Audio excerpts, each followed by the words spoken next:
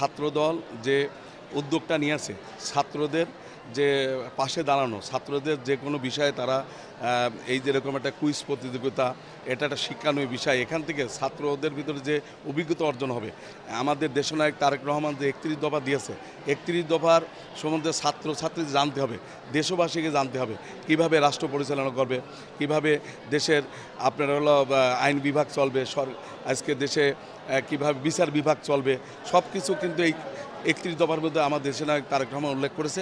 এটা ছাত্রছাত্রী জানার জন্য আজকে কর্মশালা এবং কুইজ প্রতিযোগিতা ছাত্র দলের উদ্যোগে হচ্ছে।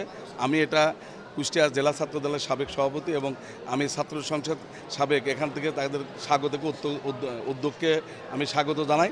এবং আমি বলতে চাই যে আগামী দিন আসলে এইসব প্রোগ্রামগুলো করলে যে আমাদের দেশে আজকে ছাত্ররাই দেশের ভবিষ্যৎ, এই ছাত্ররাই কিন্তু দেশের কর্ণধার, ছাত্ররা একদিনকে দেশের দায়িত্ব নেবে।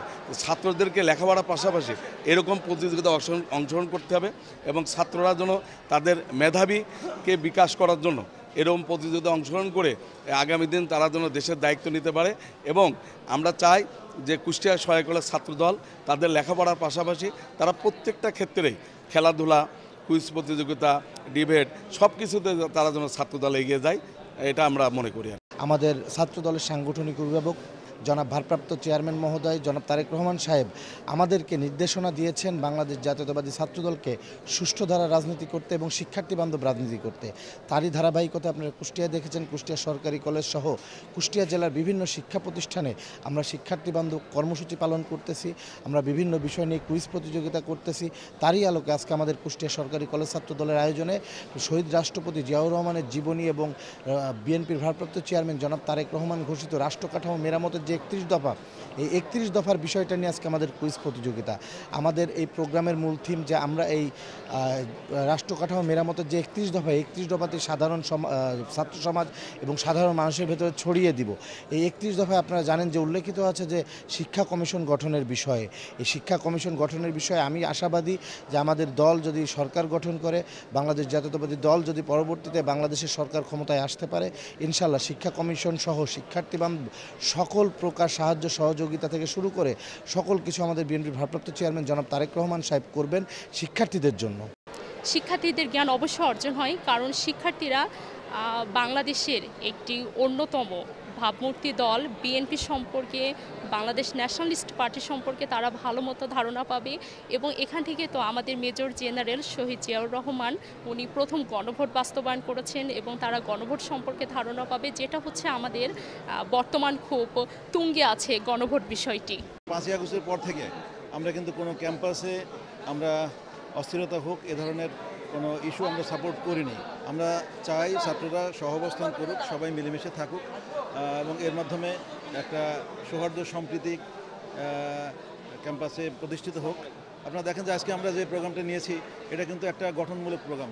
ছাত্রদের জ্ঞান অর্জনের আগ্রহ এবং উৎসাহ আকাঙ্ক্ষা সৃষ্টি করার জন্যই আমরা এই ধরনের প্রোগ্রাম নিয়েছি। আপনারা নিশ্চয়ই ইতিপূর্বে এই ধরনের প্রোগ্রাম আপনারা দেখেননি। আপনারা দেখেছেন যে রাজনৈতিক নেতৃবৃন্দ আসতো, মিছিল মিটিং করতো, হইচই করতো, চলে যেত। আপনারা দেখেন আজকে আমরা একটা কর্মশালা এবং কুইজের আয়োজন করেছি। আমরা আশা করি এর মাধ্যমে ছাত্রছাত্রীদের জ্ঞান অর্জনের প্রতি, লেখাপড়ার প্রতি আরও আকর্ষণ সৃষ্টি হবে, তারা আরও উৎসাহ উদ্দীপনা পাবে এবং এর মাধ্যমে ক্যাম্পাসে একটা সৌহার্দ্য এবং সম্প্রীতির পরিবেশ সৃষ্টি হবে ইনশাআল্লাহ।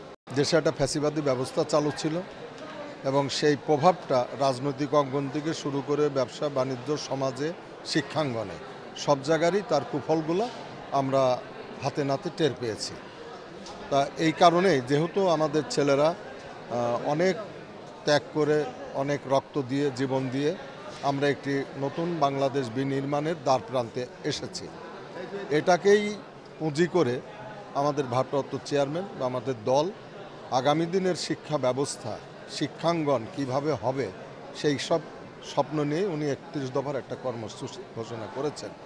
তা আমরা প্রতিশ্রুতিবদ্ধ জাতির কাছে যে আমরা সত্যিকার একটি সুন্দর বাংলাদেশ নির্মাণের জন্য যেখান থেকে শিক্ষিত সমাজ বের হয় অন্তত সেই অঙ্গনটা কুলসিত মুক্ত করে একটা পবিত্র অঙ্গনে পরিণত করা।